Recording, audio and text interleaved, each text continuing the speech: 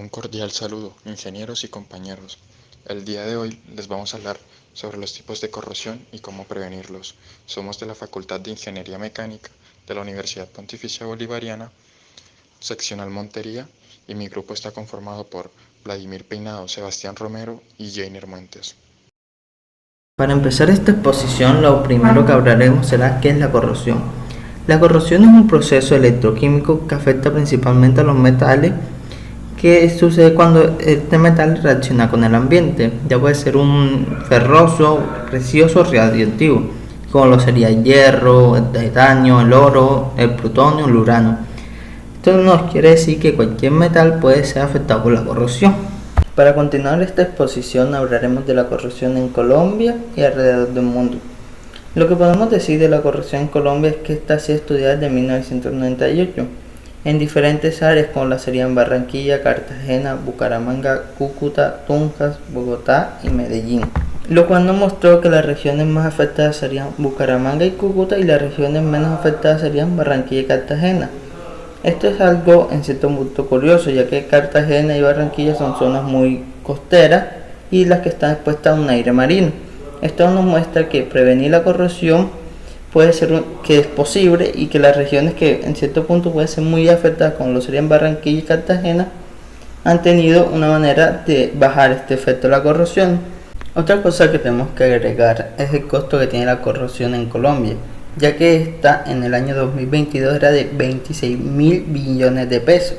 Y como lo vemos en la siguiente tabla, el costo de la corrosión representaba 3.4 del PIB global en 2013, lo cual nos muestra el elevado costo que tiene la corrosión a nivel nacional e internacional. La siguiente tabla nos muestra la corrosión en diferentes industrias. Lo que podemos decir es que los costos que tiene la corrosión en diferentes industrias es muy elevado, pero podemos decir que este costo es mucho mayor, debido a que si unas tuberías se llegan a dañar por la corrosión, se tiene que frenar todo el proceso que está haciendo esta tubería, lo cual no quiere decir que el costo de la corrosión va a aumentar, siendo algo que se tiene que calcular individualmente, algo que es un valor añadido que tiene el costo de la corrosión. Bueno, en este capítulo vamos a mencionar los tipos de recubrimientos para evitar la corrosión. Vamos a enfocarnos principalmente en los metales. Pero ahora, ¿por qué es importante prevenir la corrosión?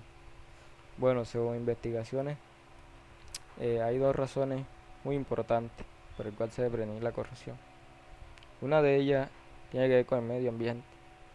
El no prevenir la corrosión causa daño- daños ambientales, grandes daños ambientales. Entonces es una de las razones muy importantes por las cuales se debe prevenir la corrosión. La otra razón tiene que ver más que todo a nivel industrial, ya sea en la industria petrolera o en el sector donde manejen tuberías, ya sea para suministros de agua, este tipo de tuberías metálicas.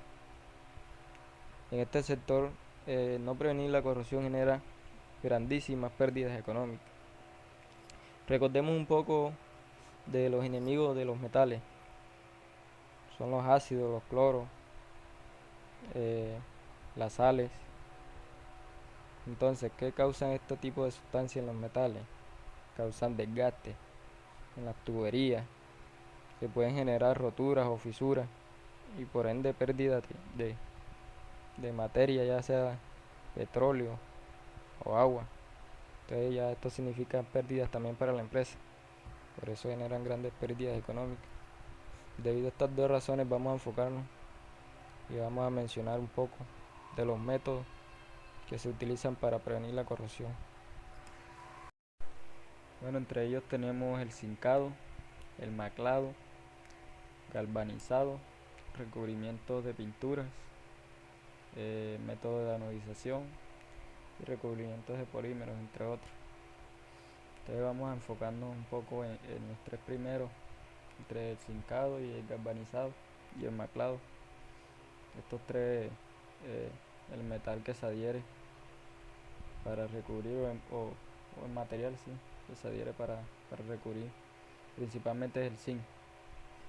Entonces la diferencia entre el galvanizado y el cincado es que el cincado se hace mediante un proceso electrolítico, es decir, se sumerge el material en una solución de zinc.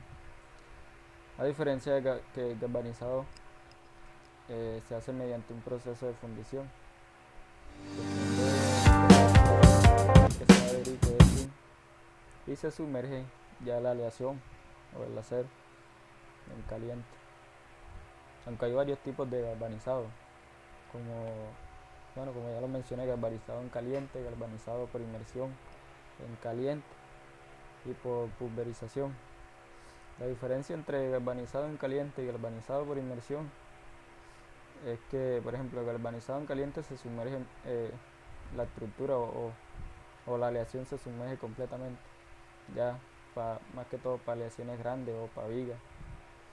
Y el galvanizado por inmersión en caliente se hace por partes, por tramos, ya son más que todo para estructuras pequeñas o piezas pequeñas como tornillos y ese tipo de material. Pero ahora, cómo funcionan estos recubrimientos en los materiales? Bueno, la función de estos recubrimientos, pues como su nombre lo indica y valga la redundancia, es cubrir los materiales. Básicamente se sacrifica el zinc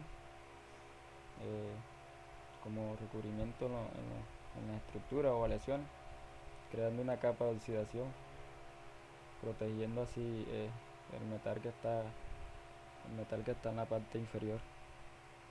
Entonces recordemos un poco que la oxidación se da por dos factores, por humedad y por la entrada de oxígeno. Entonces ya esto depende más que todo del diseño de la estructura ya.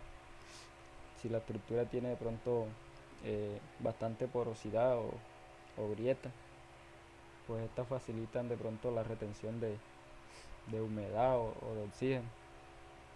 Entonces la idea de estos recubrimientos es crear una capa para que se mitigue la entrada de oxígeno y de humedad, para proteger el metal y sea más duradero.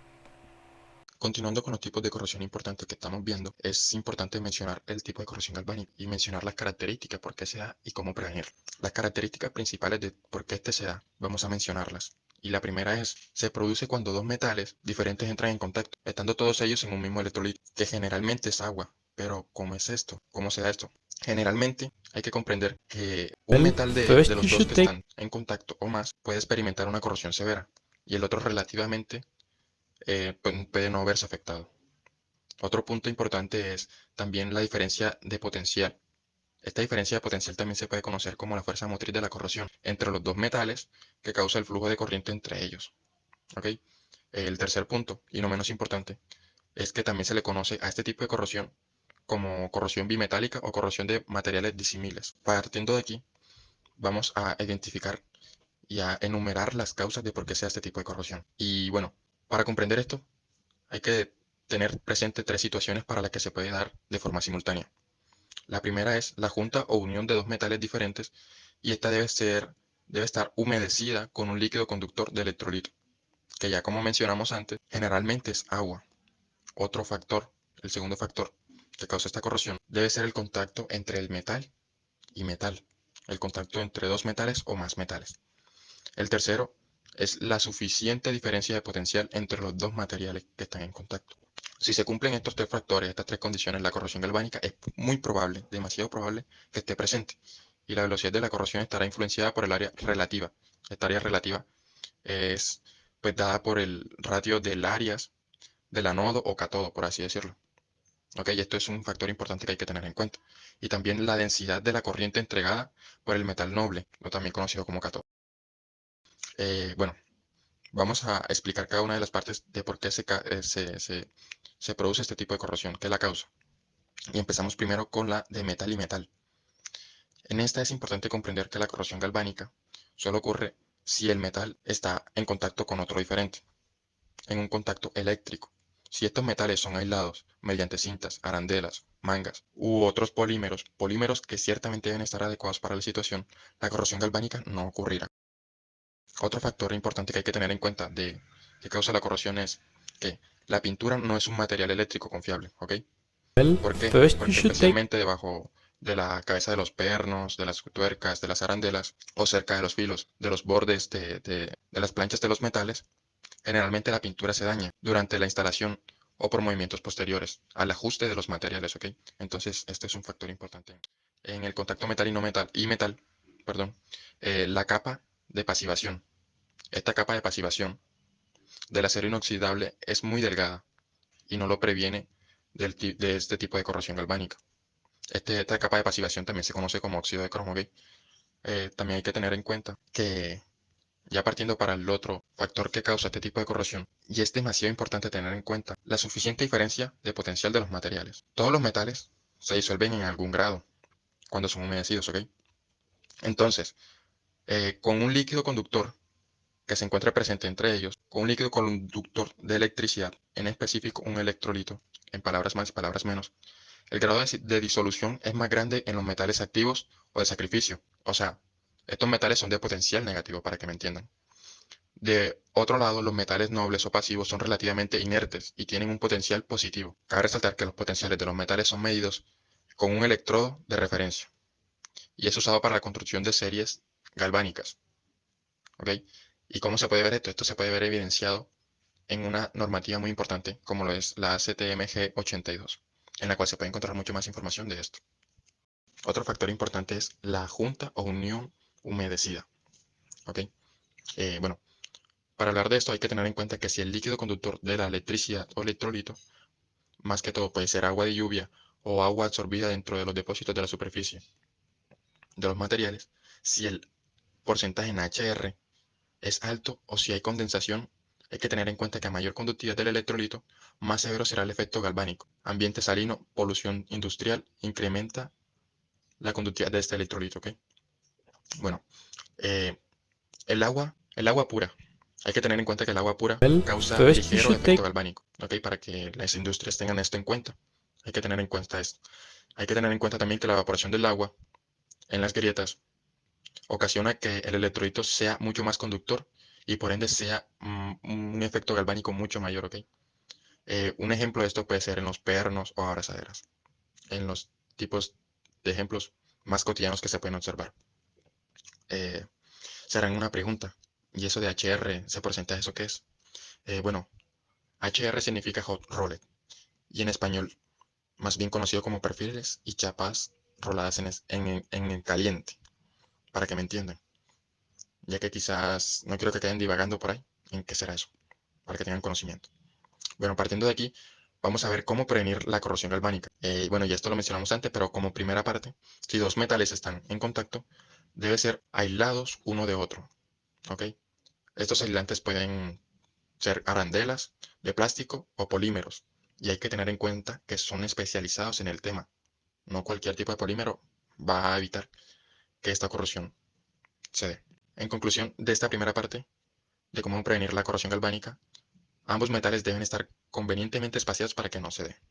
Como segundo punto, no juntar dos metales diferentes que estén muy espaciados en la serie galvánica. Otro factor demasiado importante para personas que quizás, o industrias que quizás también no estén teniendo en cuenta este factor y estén sufriendo por este efecto que causa la corrosión, ya que les puede traer un costo demasiado grande. Como tercer punto, hay que tener en cuenta que el recubrimiento de las pinturas puede ser aplicado en ambos metales, a no ser que el metal anódico sea de sacrificio. En ese caso solamente el metal catódico deberá ser pintado, ¿ok? Un factor muy importante que las industrias deben tener en cuenta. El recubrimiento o pintura del elemento catódico es el más importante y debe estar en muy bien estado más bien. Ello para prevenir ratios de área desfavorables de anodo o catodo en caso que produzca alguna well, first you should discontinuidad, take perdón, en el recubrimiento o pintura. El otro factor, cuarto factor, para prevenir la corrosión galvánica es partes anódicas pueden ser fabricadas más gruesas para proporcionar un tiempo de servicio más largo. Ok, ya esto depende del presupuesto de la industria, de cuánto quieran gastar. Pero es un importante diseño que hay que tener en cuenta al momento de la vida útil del mecanismo que se está utilizando, de la vida que se le quiere dar, a cuántos años. Ok, ya eso depende de la empresa. Como quinto punto, un metal de sacrificio puede ser instalado de tal forma que sea anódico para ambos metales. Ya sabemos que esto es para aumentar la posibilidad de que no haya este tipo de corrosión, ¿ok? Bueno, 6. Adicionar inhibidores de corrosión al medio agresivo. Bueno, si las medidas antes mencionadas no son prácticas, la velocidad de ataque de la corrosión puede ser minimizada. Sí o sí siempre va a haber corrosión, hay que tener en cuenta este factor. La corrosión es algo que va a desaparecer, pero puede ser minimizada, teniendo en cuenta un área del anodo mucho mayor que el área del cátodo, ¿ok? Se recomienda que sea mayor, un 10 por 10, ¿ok? Se recomienda esto, que sea mayor por 10. Y por regla general, hay que tener en cuenta que si la diferencia de potencial entre dos metales diferentes es menor a 0.1 voltios, la corrosión galvánica no será significativa, o sea, podrá ser despreciable.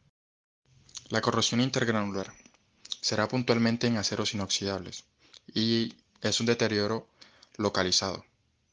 Bueno, primero que todo hay que tener en cuenta que se dan los límites de grano de una aleación. El mejor ejemplo de la evolución intergranular se da en los aceros inoxidables austeníticos. Hay que tener eso en cuenta, sobre todo aquellos que contienen un 18% de cromo y un 8% de níquel. Y esta será y se dará de manera que cuando se calienten lentamente o se enfríen lentamente a través del rango de una temperatura de 500 y 800 grados, cuando los aceros austeníticos son sometidos a una cierta temperatura y tiempo, lo que sucede es la precipitación de carburos de cromo en los bordes de grano y de la aleación, ¿ok? Dejando la zona empobrecida en cromo más susceptible a los ataques de la corrosión en los límites de grano. Bueno, las principales causas de esta precipitación de carburos de cromo son llevar las piezas a una temperatura crítica, ya sea por soldadura o tratamiento térmico. Y ustedes se preguntarán, ¿cómo podemos evitar esta corrosión intergranular? Bueno, hay que tener en cuenta que para esto podemos evitar la corrosión intergranular utilizando aceros inoxidables bajos en contenido de carbono. Es decir, que significa que este debe tener un contenido máximo de 0.03% de carbono. Y estos son los aceros 304L, 316L y 317L. Bueno, cada uno destacando que la letra L significa carbono bajo. ¿Ok? Grábense eso y es importante en la industria. Con este porcentaje de carbono la posibilidad de precipitación de los carburos de cromo es nula prácticamente. Y en caso de necesitar soldar, se deben utilizar sí o sí electrodos de la misma composición para evitar esta corrosión. Otra forma de evitar la corrosión intergranular es mediante tratamientos térmicos. El proceso de sensibilización consiste en calentar la pieza a una temperatura de entre 1000 grados y 1100 grados centígrados y enfriar rápidamente. Este proceso devuelve al cromo la solución austenítica y no da tiempo para la precipitación, ya que el temple final hace que el paso por la temperatura crítica sea rápido. Y otra cosa que cabe destacar, que el tratamiento considera la precipitación para aceros ferríticos, ¿ok? Lo que les quiero decir es que la temperatura correcta para estos aceros es sobre los 1100 grados Celsius y que al igual que el proceso anterior se debe enfriar rápidamente.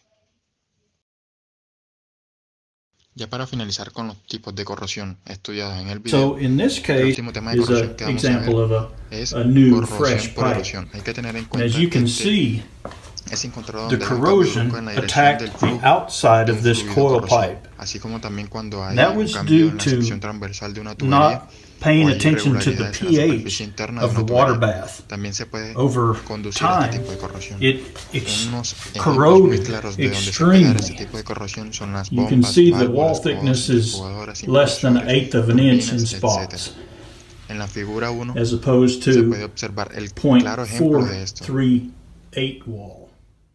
Para continuar hablando sobre la corrosión por erosión, hay que tener en cuenta que también se introduce un poco al tema de corrosión por cavitación.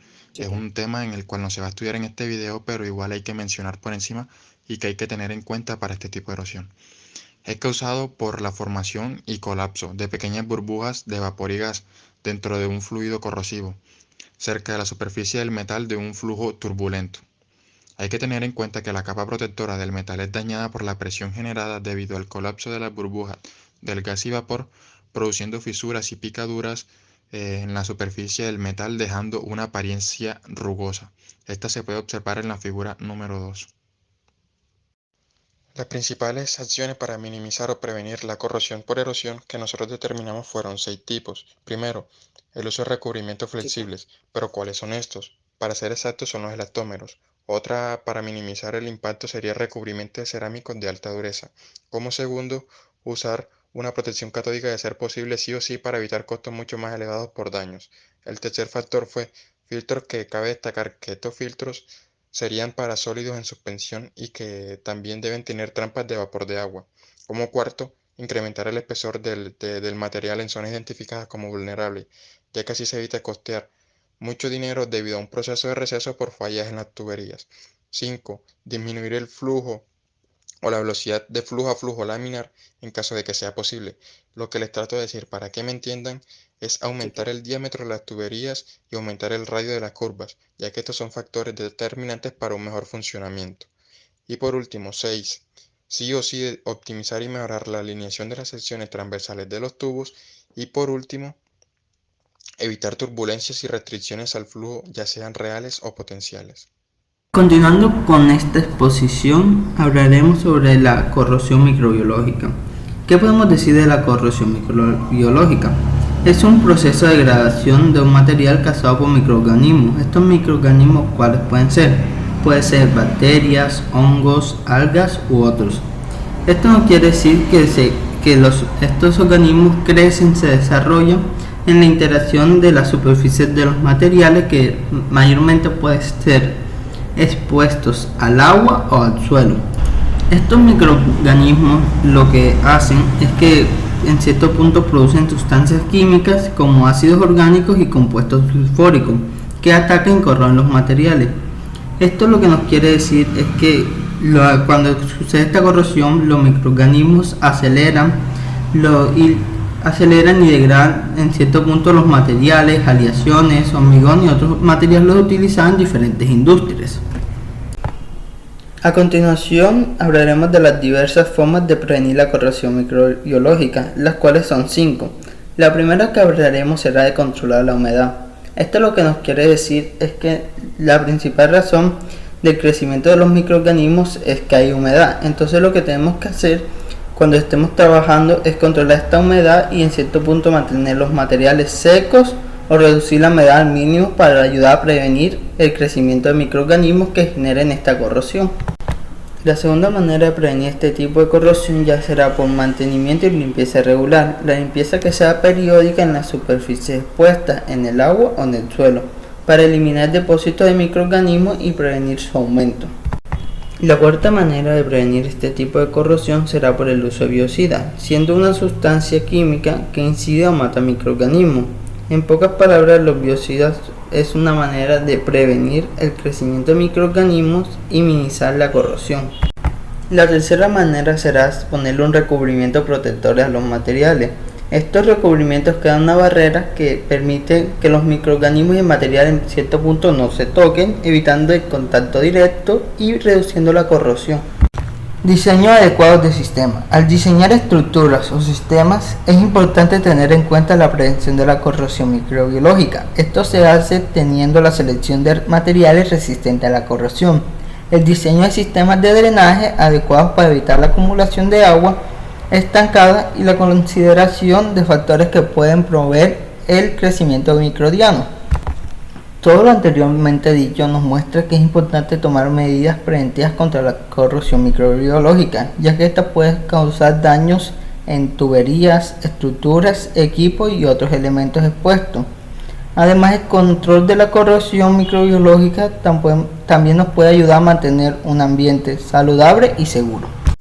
Para finalizar la exposición sobre tipos de corrosión, hablaremos sobre la corrosión por picadura, la cual es un tipo de corrosión que ocurre en forma de pequeñas cavidades o picaduras en la superficie de un material. Lo que podemos ver es que esta corrosión, como se mencionó, participa en la superficie de un material y que la diferencia de otra corrosión como la uniforme es que esta se produce de manera generalizada en toda la superficie y que la corrosión por picadura es más localizada y puede ser más dañina y destructiva en términos de daños concentrados porque es en toda la superficie del material. Esta corrosión se produce mediante la concentración de diferentes factores como lo sería oxígeno, humedad o agentes corrosivos entre dos áreas adyacentes en la superficie del material. Esto lo que genera es celdas electroquímicas localizadas, donde esto actúa en las regiones como un anodo y otro como un cátodo, generando en pocas palabras la corrosión selectiva en la zona que afecta en este punto. En pocas palabras nos está diciendo que esta es la manera en cómo se genera la corrosión por picadura en las diferentes superficies donde actúa. Para finalizar la exposición sobre tipos de corrosión, hablaremos sobre la corrosión por picadura. ¿Qué es la corrosión por picadura? Esta se produce cuando se hace una diferencia entre concentraciones como lo podrían ser el oxígeno, la humedad y agentes corrosivos entre otras áreas. Esto es algo que afecta principalmente a la superficie del área del material. Esto lo que nos genera es que en cierto punto la corrosión por picadura es más localizada y puede ser más destructiva en términos de daño concentrado.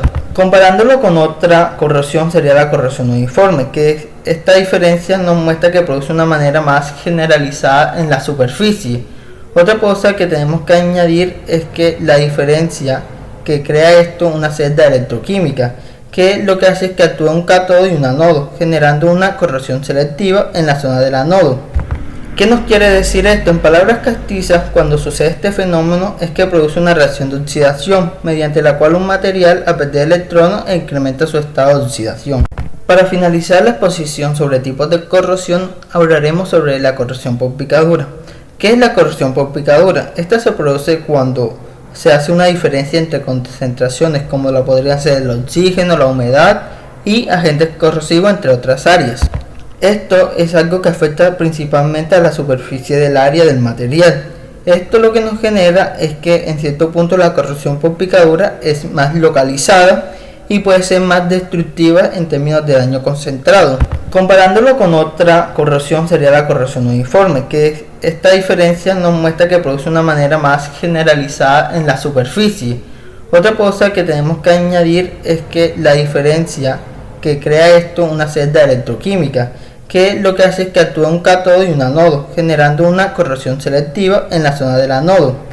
¿Qué nos quiere decir esto? En palabras castizas, cuando sucede este fenómeno es que produce una reacción de oxidación, mediante la cual un material al perder electrones incrementa su estado de oxidación.